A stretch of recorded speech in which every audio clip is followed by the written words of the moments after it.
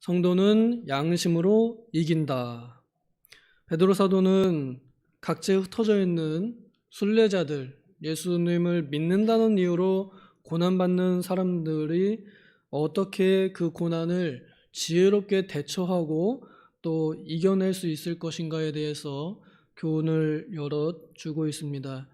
우리가 지난주에는 우리 마음에 그리스도를 주인님으로 모실 때 우리의 거룩함을 지킬 수 있고, 또 온유함과 공손함으로 하나님과 사람에게 대하여 말할 때, 그래서 소망의 이유를 그렇게 표현할 때 우리는 소망을 잘 유지할 수 있다 하고 이러면서 우리가 언제든 왜 그렇게까지 예수님을 믿으려 고생하느냐 하는 데에 대한 질문에 대한 답을 가지고 있어야겠다, 그렇게 교훈을 받았었습니다.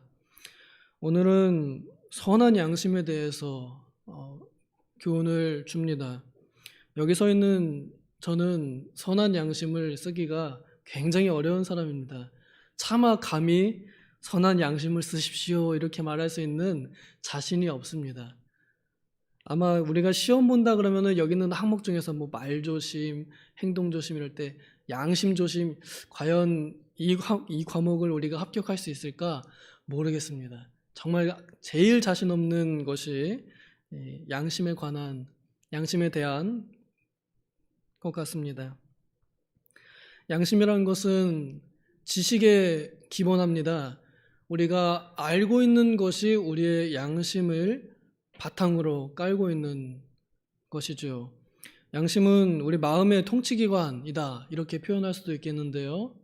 우리가 알고 있는 대로 우리 마음이 우리 자신을 통치하게 됩니다. 그것을 우리는 양심을 사용한다라고 표현하는데, 각자 사람들의 그 지식 또는 생각이 다르기 때문에 어떤 사람은 그 특정한 행동에 대해서 전혀 이상하지 않게 여기고, 또 어떤 사람은 그 특정한 행동에 대해서 다른 사람이 하는 행동을 볼 때 저 사람은 왜 저런가 혹은 왜 저렇게 잘못하는가 하는 그러한 의문을 가지고 또 판단하고 비방하는 경우도 있습니다. 우리가 가지고 있는 양심은 진리의 지식 위에 기반한 양심입니다. 이것이 우리가 가질 선한 양심입니다. 오늘 제목에서 우리가 양심으로 이긴다라고 할 때 정확하게는 그러한 선한 양심으로 이긴다 하는 그런 뜻입니다. 우리가 가지고 있는 진리는 오직 구약과 신약에 기록되어 있는 유일무이한 하나님의 무한 말씀에 근거합니다.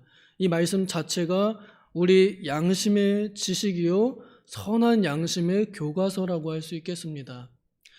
우리가 이 말씀들을 정확하게 다 이해할 수 없지만, 그러나 우리 안에 계신 성령 하나님의 감동을 통해서 우리는 이 말씀들이 생각나게 되고 또 깨달아져서 이 말씀대로 살고자 하는 본능이 일어나게 되어 있습니다.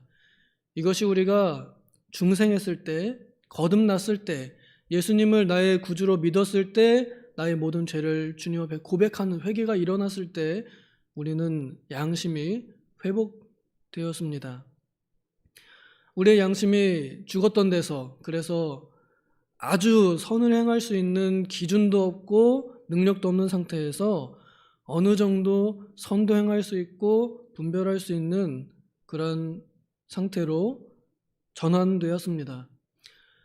우리는 우리 안에 내 능력이 아닌 그리스도의 능력으로 선을 행할 수 있고 무엇이 선한 것인지를 분별할 수 있다는 말입니다. 문제는 어디까지가 또 어떻게 구체적으로 우리가 선을 행할 수 있는지, 그것을 아는 것은 여전히 믿고 난 다음에도 많은 연구거리입니다. 신학에도 참 많은 분야가 있고 또 각 신학의 이 사상들마다 같은 말씀을 두고도 해석하는 것이 차이가 많이 있습니다. 그래서 어떤 주제를 두고도 우리가 성경에 같은 말씀이 있지만 누군가는 그 말씀을 이렇게 적용하고 또 어떤 교단은 저렇게 적용하고 그렇게 합니다. 그러나 우리가 이런 것을 우리가 믿는 대로 행하는 건 어쩔 수 없습니다. 우리가 배운 대로 행하는 건 어쩔 수 없습니다. 또 그것이 당연합니다. 문제는 그렇게 내가 배운, 내가 쌓은 그 지식, 특히 성경 말씀 위에 세워진 내 양심의 지식을 다른 사람 혹은 다른 단체에 대해서 거기다 들이밀 때 이제 그것이 문제가 됩니다. 양심의 주체는 하나님이십니다. 우리 장로교 헌법 정치 1장 1조에 보면은 양심 자유라는 항목이 있습니다. 양심의 주체는 하나님이십니다. 그래서 그 누구도 우리에게 각자 예배하는 것 또 믿는 일에 대해서 침해할 수 없습니다. 선한 양심을 가지고 우리가 열심히 하나님을 섬기려 하는 일에 대해서 그 누구도 비난하거나 비방할 수 없다는 말입니다. 심지어 신학 사상이 다르다고 해서 그것을 비난할 수 없습니다. 각 사람은 본인이 옳다고 생각하는 일을 행동으로 옮깁니다. 내가 일부러 나는 죄인 것을 알아. 그렇지만 이 죄를 일부러 짓는 그런 신자는 없습니다. 다 행동하는 것이 옳다고 생각하기 때문에 또 성경에 근거하고 기초했기 때문에 봐라 성경에 이렇게 기록되어 있지 않느냐 나는 그것을 이렇게 이해한다 라고 해서 행동하게 됩니다. 나중에 가서 그렇게 해석하고 행동한 것이 옳고 그름은 하나님의 심판대 앞에서 드러날 일이지요. 우리가 그저 바라기는 이 땅에서 우리가 배운 것이 옳기를 바라는 마음으로 또 그것이 옳음을 알고 우리가 어렵지만 그래도 순종하려고 하는 그 마음가짐을 하나님께서 기쁘게 보시고 기특하게 여겨주시기를 바랄 뿐입니다. 우리는 그러한 마음으로 우리의 양심을 따라 살고 있습니다. 양심에 대해서 할 말이 참 어떻게 보면 많을 수 있겠지만 시간이 많지 않습니다. 오래전에 사사시대 사사기 17장 6절을 보면은 그 시대는 왕이 없었으므로 각자가 자기 소견에 옳은 대로 행했다라고 이렇게 표현합니다. 양심의 기준을 자기 자신에게 두는 때를 두고 그렇게 표현한 것 같습니다. 오늘날 우리들의 모습도 그때와 별반 다르지 않은 것 같습니다.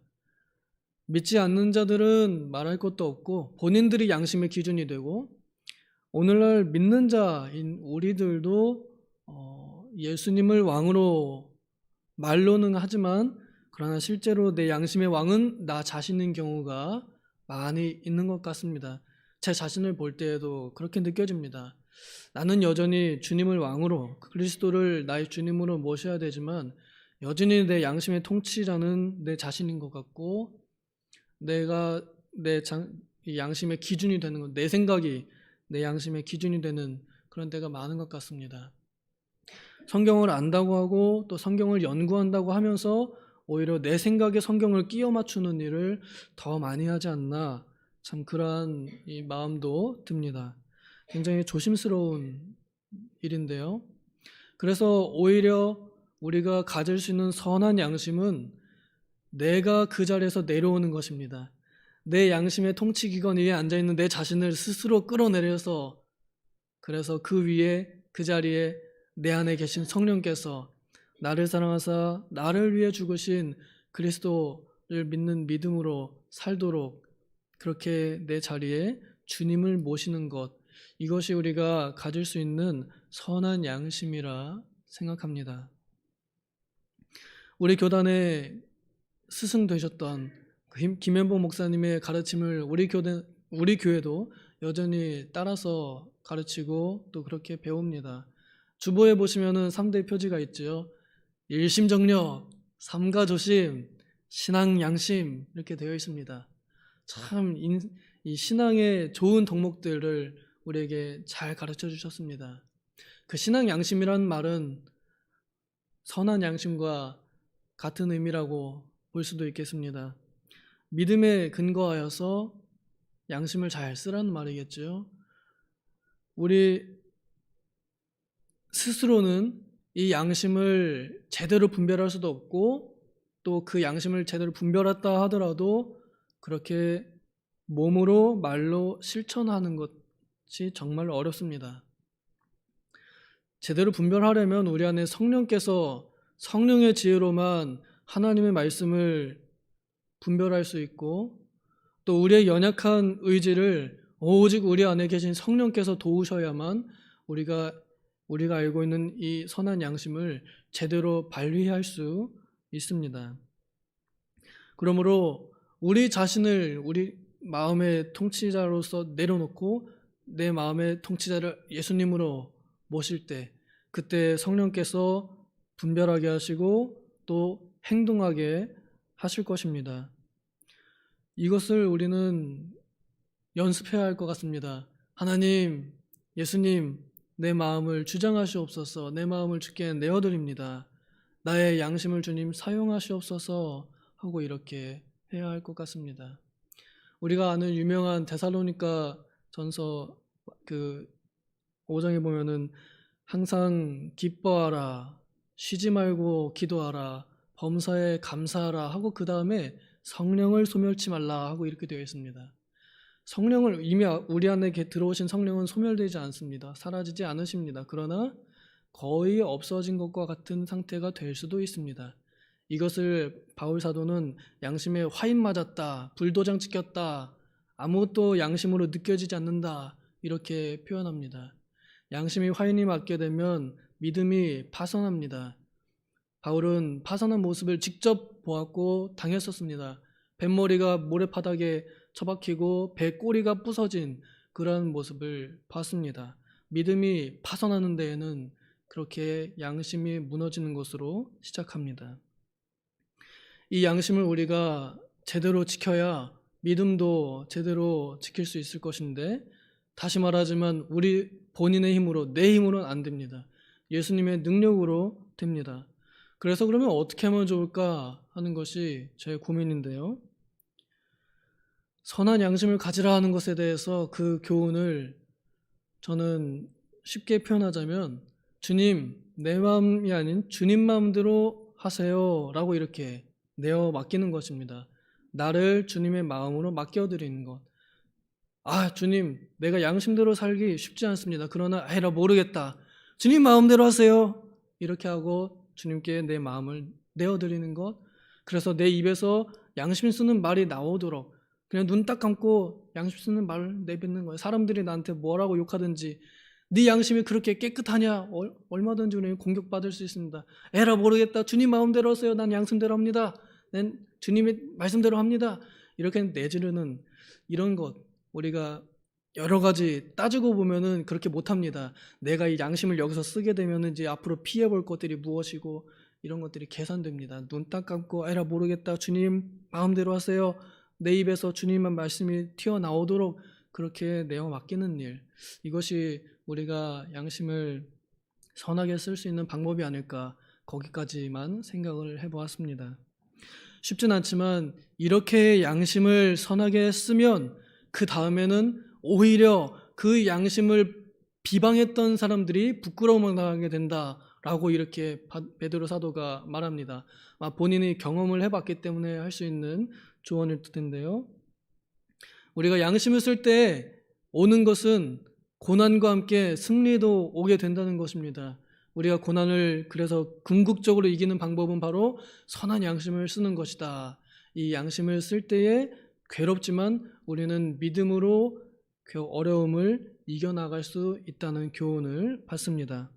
우리 권사님 아까 기도하실 때 오늘도 이 말씀을 들어서 죄를 이기는 하루가 되게 해달라고 기도하셨던 것 같습니다.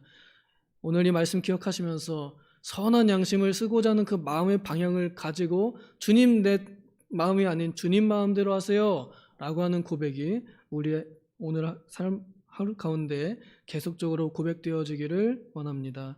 기도하겠습니다. 하나님 아버지, 우리의 마음은 너무나 연약하고 또 미련하여서 무엇이 옳은지 모르고 또 혹시 안다 하여도 실천하기가 쉽지 않습니다. 주님, 오늘도 우리 마음속에 오셔서 주님 마음대로 우리를 통치하여 주시옵소서.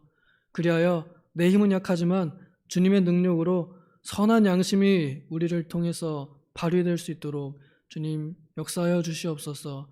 그리하여 악한 자들과 같은 모습으로 그들과 싸우는 것이 아닌 그리스도의 형상을 입어 그리스도의 이름으로 죄와 마귀와 악한 것들을 또 고난을 이겨내는 우리가 되게 하여 주시옵소서. 감사드리며 예수님의 이름으로 기도하옵나이다. 아멘.